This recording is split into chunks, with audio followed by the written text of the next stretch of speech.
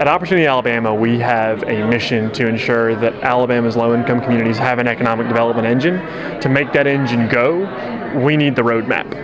We need to be able to turn the keys and start going down the road in the right direction to ensure that we're driving, this train towards a place that is going to ultimately result in community benefit and meet community need. And so today was all about trying to help build a comprehensive framework from the community to the project to the fund that makes an investment in that project, and then back up to sort of the broader societal level, how we can figure out if what we're doing in Opportunity Alabama is actually moving the needle for low-income people in low-income places. We need to make sure that there's going to be social impact in addition to the financial impact that certainly the investors need to recoup.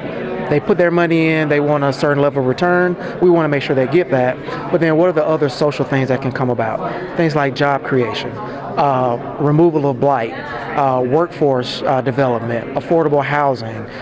Could there be educational opportunities for college students, whether it's 2-year, 4-year colleges, as well as our K through 12 system. So there are a lot of different ways that, if done right and if done in partnership with the stakeholders in our communities, this can be an amazing, amazing opportunity for some of our urban areas. Between the collaboration between the city and then Opportunity Alabama working at the state level, I think the room behind us is testament to, I think, the energy that's being created here locally around the program. And I think it's noteworthy both for its commitment to impact that's been talked about nonstop today, as well as the really collaborative approach that's being taken. I mean, there aren't many places in our experience across the country where there's such interconnectivity between city and state partners, and there's not many places that we've seen that are so proactive about bringing together a lot of different people to tackle these problems. And so for those two reasons, I think there's a clear national marker on the map here in Birmingham and more generally in Alabama, given the work that we're all doing collectively here together. This is a tool for equity capital, which means you're putting your investment in and you want to see that it becomes a success, and that's a difference between equity capital and other financing instruments, is that and it's designed to really help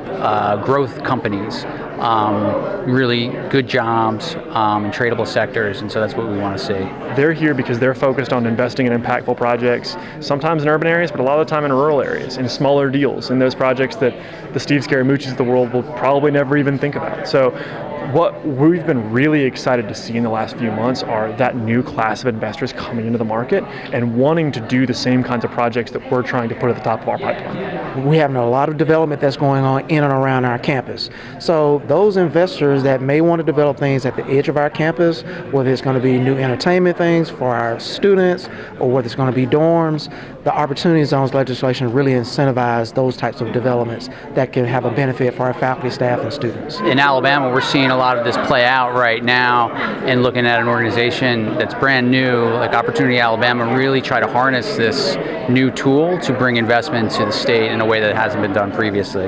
Organizations and groups and convenings like this that help set a collective direction around here's where we want to go and here's how we can get there is really just a great way to kind of set the goalpost far down the field and then let everybody run after it and chase it. And in so doing, try to influence as much of the marketplace as we can towards this type of community-based and impact-driven work. At the end of the day, they, like us, have a mission at heart of helping low-income people in low-income places.